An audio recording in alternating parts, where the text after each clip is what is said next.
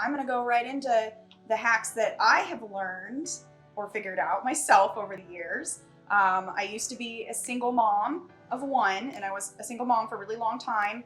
And I went from 1 to 4, so now I got 4 kids. I don't know that I would say that it's any easier. In fact, it's gotten harder in a lot of ways. If you're a parent, and honestly, just about everybody these days needs some meal hacks. We're all busy. Not all of us like to cook. I like cooking now because I have to cook. And I like being creative, and I love food. All right, so first I just want to touch on what my thought process is when I am trying to come up with a last minute meal. And I promise you, I might make it look like I plan my meals out, but I'm far from perfect. But I've got a lot of tips for you to make them healthier. So the first thing I think about when I'm trying to come up with a last minute meal is, how much time do I have? Next, what do I have available for me to use? So this is when you're gonna look in your fridge, and I prioritize the foods that are gonna be going bad first. So you'll wanna look at your fresh stuff. Of course, you're gonna have to balance that out with, do I have time to prepare this fresh thing? And then also, sometimes it's just gonna be chicken nugget night, you know? Like, chicken nuggets are easy. As long as you throw in some veggies with that, you know, it's not gonna kill your kids. But we wanna try and choose the best options that we can, and to improve a little bit more every day. So that really leads into one of my other tips that I was gonna say. Something I wanna tell you, and I will always tell you over and over again, is that we aim to be better than we were yesterday. We're not aiming to be perfect, okay? So if tonight was chicken nugget night, and you had chicken nuggets and fries, and you didn't have any veggies, next time you do chicken nugget night, you should try to incorporate some vegetables. Try to do fresh if you have the time. If not, frozen veggies, for example, are perfectly fine. They actually hold their nutrients better than canned. I try to stay away from canned veggies if possible, except for some things like, you know, diced tomatoes, which I would put in a soup. I also try to make sure that most of the ingredients are pronounceable. That's a great way to you know, eat less preservatives, because they're gonna sound like chemicals. And then finally, we want to watch our added oils and added sugars. And I will expand on that as we look at some different last minute menu options. I just want to go over very quickly what a healthy meal looks like. And this varies with what your goals are, but this is a good baseline.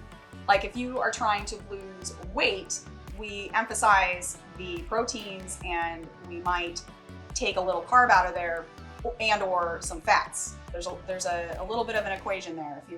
If you, like, for example, I'm trying to lose some weight, but I am an endurance athlete. So I aim for lower fat, higher carbs, and I make sure I get enough protein. But this is a good baseline for your family right here. You want to try to go lean with your meats as much as possible. You want to try to eat smart carbohydrates, ones that are complex, you know, fruit, steel cut oats, brown rice, whole wheat bread and pasta. Vegetables, we're going to want to try to get as many of those as you can. Here it says 1 to 2 fists for a meal. It's hard to have too many vegetables, so you can do more than that. The more you have, the more vitamins you get to fight, you know, obesity and different diseases and cancers and whatnot. And as you can see here on the left, we use estimates. This is what we use in my weight loss program. So cupped hands for carbohydrates, fists for veggies, and fats are a thumb, lean proteins are the size of your palm.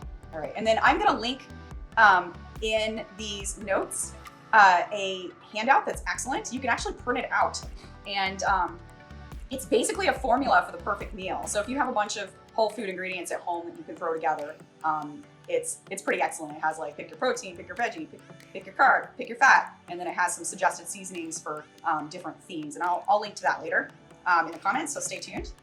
These are some methods to quickly cook your food. We are absolutely in love with our air fryer and our Instant Pot, those of which I will link here afterwards. A hack that isn't really like a great cook hack, but when I was doing my dieting back in 2016 and I didn't know how to cook and I hated cooking and I was a single parent, I would use these zip and steam bags to make a quick meal. And really, you can stuff like salmon, frozen salmon in there, and vegetables, maybe in separate bags because those two cook at different times. But then you just throw seasonings on it. And it's not bad. It sounds gross, but it's not bad. And that's a way you can microwave cook a lot of different things. The less quick are using a pan and using the oven, but it really depends on what you're cooking.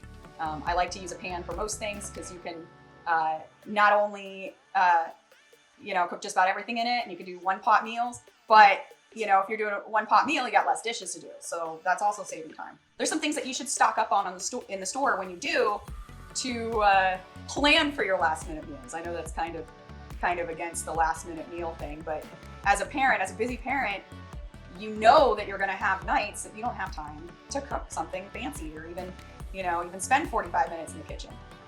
So if you're reasonable with yourself and you know that that's the case, then go ahead and stock up on some things like the following. Frozen veggies. Now, these are probably defrosting right now because they've been on my desk for a few minutes. But I absolutely love keeping frozen Asian vegetables in the fridge.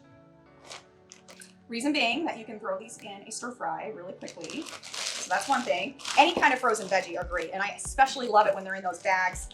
This water is melting all over me right now, the condensation from this. The ones that are steam bags that you can put in the microwave and not have to pour it into a bowl are super awesome. If you can afford it and you're really short on time, some pre-cut vegetables are great to stock up on.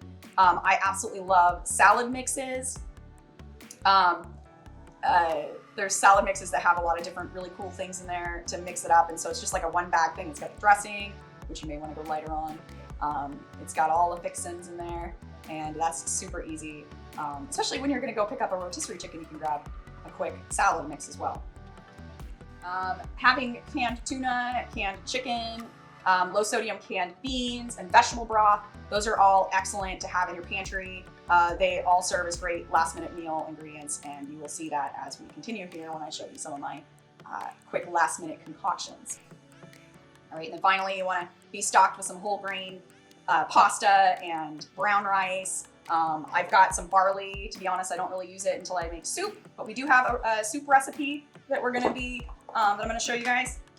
I got some canned chicken. I barely use canned chicken, but if you need some like last minute, tacos or burritos or quesadillas, you can use that.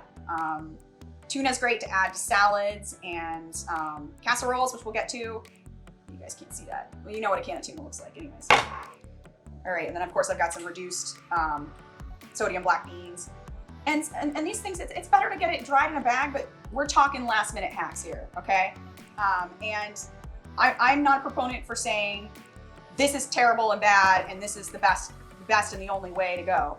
There's a continuum there, and canned beans are somewhere along the middle of that continuum. But if you are trying to do a little better and you already eat canned beans and you have a little extra time, consider popping some dry beans into the Instant Pot or planning ahead and soaking and cooking them.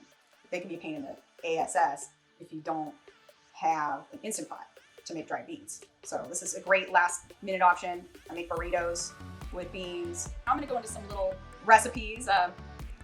I'm doing this because they're really, to me, they're creative last minute assembly of ingredients.